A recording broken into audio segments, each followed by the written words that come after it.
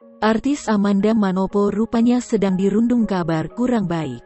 Pasalnya, sang ibunda, Henny Manopo Lugwe dikabarkan terinfeksi COVID-19 dan membutuhkan perawatan di ruang ICU rumah sakit.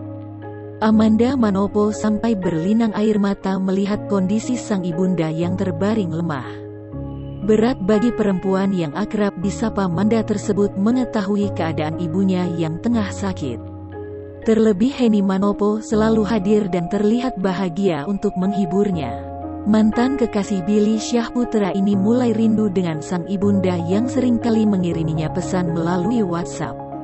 Sebelumnya, Amanda Manopo membagikan fotonya bersama Henny Manopo yang berlatar hitam putih. Lewat unggahan di Instagram story-nya @amandamanopo, Rabu tanggal 21 Juli tahun 2021.